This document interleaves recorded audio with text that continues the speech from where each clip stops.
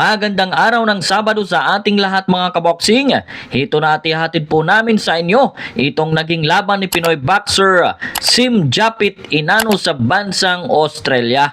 At makakalaban niya dito ang Australianong si IBF Pan Pacific Featherweight Champion na si Tyler Blizzard. Ang laban na ito mga kaboksing ay naganap po kahapon, July 10, 2026. Ang ating kababayan dito itong nakakulay black trunks at may suot din na kulay black na gloves. Samantalang itong kanyang kalaban na si Tyler Blizzard, itong Australiano ay may suot pong kulay red gloves at mayroon pong pink na trunks ang kanyang kulay. So start of round 1 po tayo. Maagang nagbato ang ating kababayan na si Sim Japit Inano. So bago ang laban mga kaboksing, ang ating kababayan na si Sim Japit Inano ay may professional boxing record po ito na mayroong 8 panalo, may 2 lang natalo at may 4 na panalo by way of knockout. Samantalang ang kanyang kalaban na si Tyler Blizzard ay may professional boxing record po ito na mayroong 10 panalo, may nag-iisa lang natalo at may 4 din na panalo by way of knockout. At ito po ay 8 rounds bout sa featherweight division.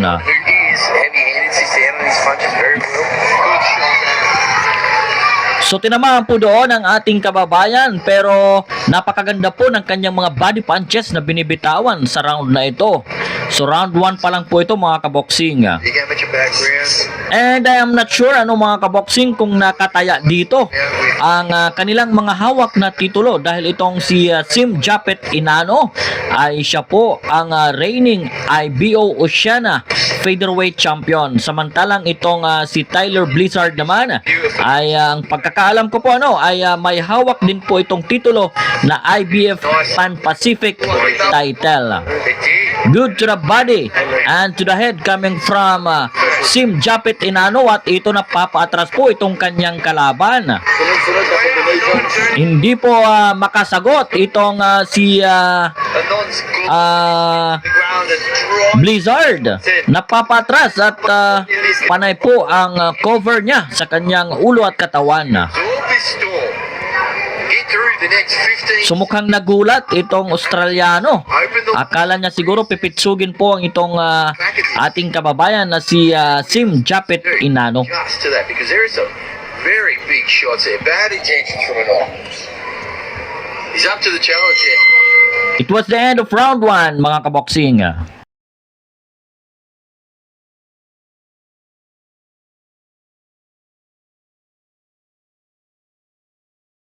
Start of round 2. At sa round 1, napakaganda po ng ipinakita ni Sim Japit at Inano. At ito, mukhang inuulit niya po ang kanyang mga ibinabatong suntok sa ulo at katawan itong kanyang kalaban. So aggressive po itong ating kababayan at ayaw naman magpatinag nitong kanyang kalaban. Tinatamaan pero gumaganti po mga kababayan.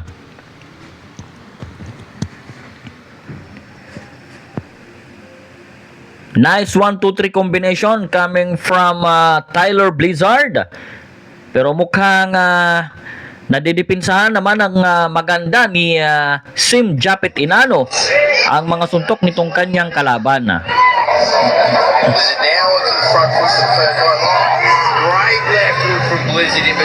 So nagbato po si Blizzard doon ng magandang mga kombinasyon at tumama. Good exchange. So ito mukhang unti-unting nakakabawi po itong Australianong si Blizzard. Good to the body coming from Inano. It was a good left hand coming from the Filipino boxer.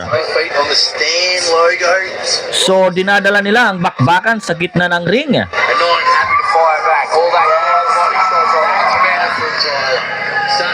Good combinations coming from Blizzard. Use that a bit more. Yeah, he has to take these moments when they're there. So maaga pa po. Taking a toll. Ano? Already blowing it. Maaga pa sa round 1 and round 2. Nagbitaw ng malalakas na mga suntok at sa tingin ko po ay parehas pong Ready? ayaw magpatalo ng dalawang boksingero. Rocky feet at the beginning of the second, but he's starting to get back. So nakikita kong pinupuntirya ni Inano itong katawan ng kanyang kalaban. He's got great footwork, he had good footwork in the averages, he can always use that. That's there. Bahagyang mas matangkad ata itong si Inano. Itong ating kababayan. Good right coming from Inano and Happy for binitawan ng mga kombinasyon sa katawan. Good exchange. Pero mukhang nailagan ni Blizzard ang suntok ng ating kababayan. sitting down. Mukhang ingat siya sa mga counter punches ng Filipino boxer. For him.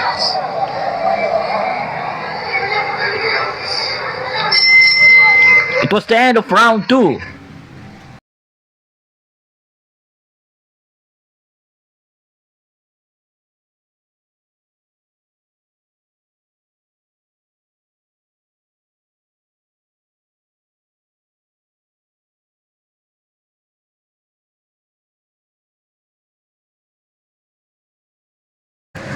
Round 3 na po tayo. At ito, maagang sinusugod ni Tyler Blizzard itong kanyang kalaban. I mean, ni Sim Japit Inano. So, nabaliktad na po ang aking sinasabi. So, ito, sinusugod po ni Japit Inano itong kanyang kalaban at mukhang nahihirapan po itong si Tyler Blizzard na makasagot. He's just got to keep stick to that game plan. He's got to fire back. Ang gaganda po ng mga kombinasyon ni Yeah, he's not Japit Inano. out IQ and thinking. And a puncher like this, you cannot. So ito po mga kaboksing ang bakbakang Sim Japit Inano versus Tyler Blizzard. Ito po ay 8 rounds bout sa featherweight division. Heavy hands from Renaud. The right and the left got through there. Good shot from Blizzard though, that. Tumatama po ang kombinasyon nitong ating kababayan. For those that don't. At kitang-kita ko po talaga na medyo hirap pong mag-adjust itong kanyang kalaban na si Blizzard. Hindi pa yun. Good 1-2-3 combination coming from Blizzard at tumama pa ang isang uppercut doon. Galing sa Australiano. Subalit mukhang hindi inindan itong ating kababayan ang mga suntok na yon. At ito, patuloy ang pagbato ng mga suntok nitong ating kababayan. I do sense there's a little Talagang toe-to-toe po ang kanilang bakbakan. Matirang matibay. Tumama ang malakas na left hand ni Japit Inano. Sense, I think your senses are right on the money. But he still has stopping power. Oh, absolutely. He really does. He's going to be a threat the whole way through the fight. Yeah. Good 1-2-3 combination coming from Inano at ito sa katawan pinupuntirya na naman. At mukhang natitigilan itong si Tyler Blizzard. A lot of fighters that want to fight. Absolutely not. Very dangerous punch. So, in terms po sa mga punches ay mas maganda po Beautifully heavy. at mas marami po ang ibinabato ng ating kababayan. Wonder what the judges say. Talagang maganda ang kanyang workout rate. Comes over the top. Is that him? Masipag at ayaw talaga niyang magpatalo. Good to the body coming from Inano at ayun, tumama na naman ang kanyang right hand sa mukha ng kanyang kalaban. Good to the body again coming from Sim Japit Inano at ito mukhang nasasaktan po itong Australiano at hindi na makasagot. Tingnan natin kung makukuha ni Sim Japit Inano na pabagsakin itong kanyang kalaban sa round 3. It was the end of the round.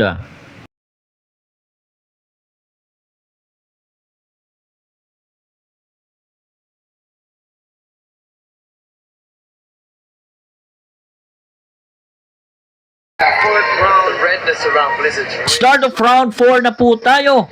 Napakaganda po ng ipinakita ni Sim Japit Inano sa round 3.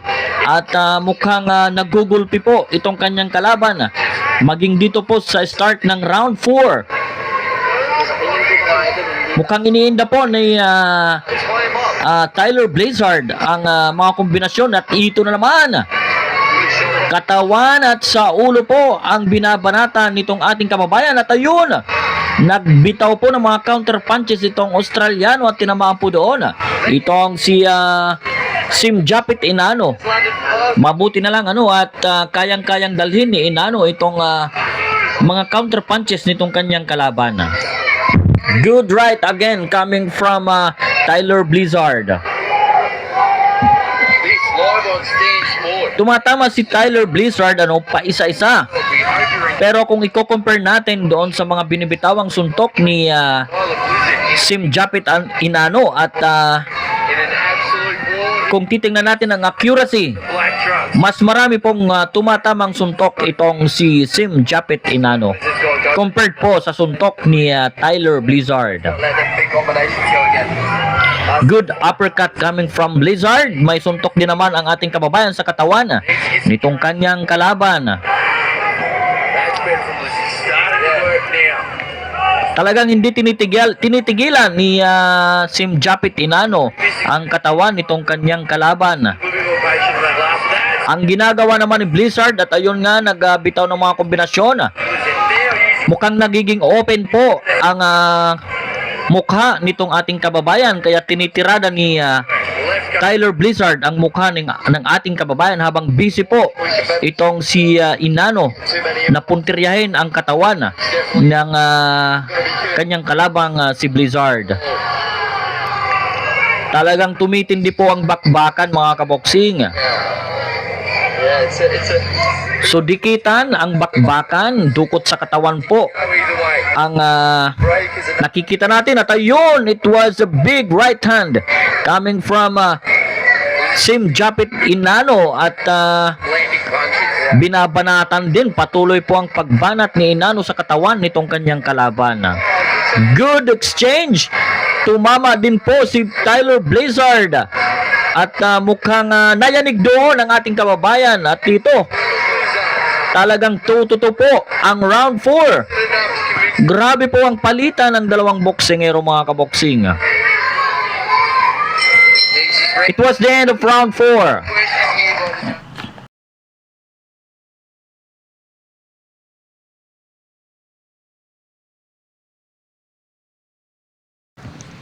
Start of round 5 po tayo. Over his shorts off, he's just walking forwards front. So sa round 4 ay mukhang dikit po ang bakbakan. Nakaganti din po itong si Tyler Blizzard. Napakaganda ng laban, talagang hindi po boring. You want to see? Kaya tumutok po tayo mga kaboksing. Is he believing in himself? This is a man. Napakagandang laban ng pinapakita nitong Pinoy na si Sim Japit Inano. The jump go this. At the same time, Just kills the point. maganda din ang ipinapakita ni Tyler Blizzard. Keep scoring clear shots and then spoiling his attacks. Yeah, he needs to turn the frustration back the other way. And this is Good left coming from Tyler Blizzard. weight against standing in front of him.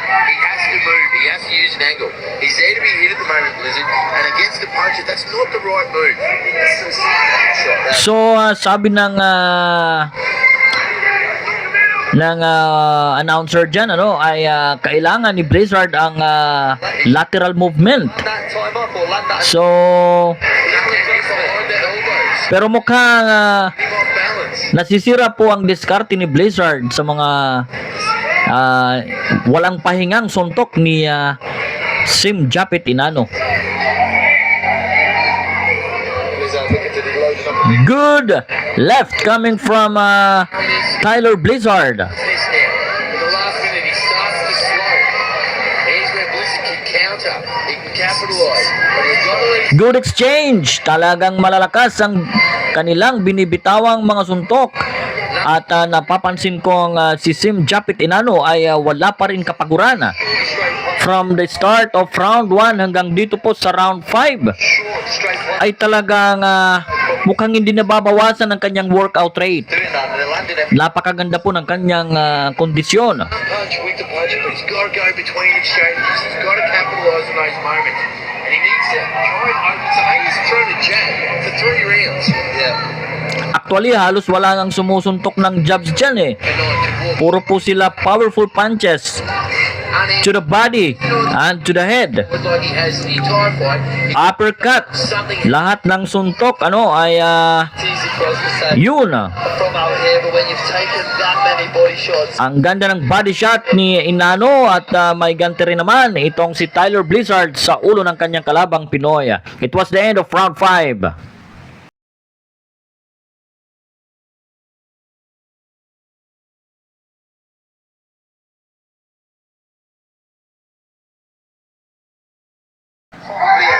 Start of round 6 na po tayo mga kaboksing.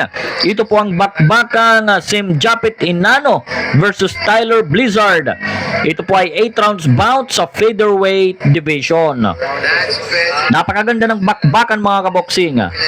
Dito po sa Hinirang Sports TV mga kaboksing, tayo po ay nagpo-post ng mga latest and classic boxing fights. So abangan nyo po dito yan sa Hinirang Sports TV. Dito sa Facebook at sa YouTube channel. So inaanyayahan ko po kayong mag-subscribe po sa ating mga channel para updated po kayo sa mga latest happenings ng boxing. Good to the body coming from Inano. he's definitely taking those body shots better now, though. In the early rounds, you Talagang yun ang sumisira sa diskarte ni Tyler Blizzard. Ang malalakas na suntok sa katawan nitong ating kababayan. Actually, akala ko nga babagsak na ata sa round 3. I am not sure kung round 3 po yun, pero mukhang talagang natigilan itong si Tyler Blizzard matapos tamaan Blizzard's eyebrow sa katawan galing kay Inano. but it's definitely starting to swell up. Which, to be fair, means his defense has been pretty good. Yeah. Because he should be plenty marked up. So ngayon nakikita kong sumasabay po si Tyler Blizzard. And I think in the last 2 rounds ay mukhang close po ang bakbakan ng dalawa. He's got to get into this fight his fight. He's a better boxer. Ayun, mukhang nasaktan doon si Tyler Blizzard. Mental reset after that slip. Yeah, both boxers just stepped on the spot. I don't know if there's a bit of war on the campus. So nagbabakpedal po itong si Blizzard. Sweat coming off it. Ang lakas ng suntok na binitawan na naman ni Sim Japit Inano. At mukhang natitigilan na naman itong Australiano. Good right hand coming from Inano. Talagang ayaw niyang tigilan. Oops, nadulas po, nadulas. Itong si Blizzard. Slip on the campus. At sa nakikita ko kay Tyler Blizzard, maganda din naman ang kanyang Slided. His body shot shoots. kondisyon, ano? Hindi ko siya nakikita ng masyadong pagkapagod. Ang problema lang talaga, iniinda niya ang suntok ng ating kababayan. Good to the body again, coming from Sim Japit Inano. At ayun, walang sagot sa mga kombinasyon itong Australiano.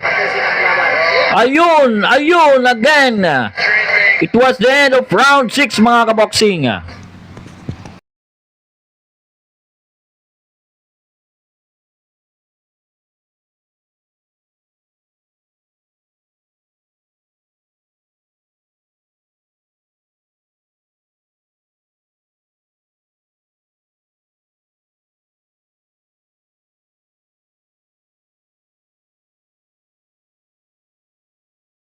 Start of round 7. So before the end of round 6 ay talagang mukhang ininda na naman ni Tyler Blizzard itong mga suntok, body punches at mga kombinasyon sa kanya sa ulo na tumama sa kanya. At this point now, At before the end of round 6 po yon. At ito, continuation po ang demolition nitong ating kababayan. At ayun, tinatamaan at ayaw sumagot ni Blizzard. At ang referee po ay talagang nakatingin at ayun, itinigil na po ng referee ang bakbakan. At talagang nakita ng referee na hindi na sumasagot itong si Tyler Blizzard.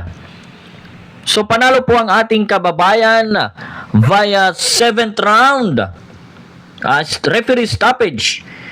So technical knockout po yan mga kaboksing. Tingnan po natin ang replay at ang highlights ng bakbakan. So, maraming salamat po mga kaboksing sa inyong pagtutok dito sa Hinirang Sports TV. At panalo nga po sa labang ito si Sim Japit Inano kontra dito kay Tyler Blizzard via 7th round technical knockout. So maraming salamat po sa inyong panunood. Isang magandang balita po ito para sa ating lahat. So congratulations Sim Japit Inano. So hanggang dito na lamang tayo mga kaboksing. Para sa mga classic fight at latest boxing updates, mag-subscribe lang po kayo sa Hinirang Sports TV.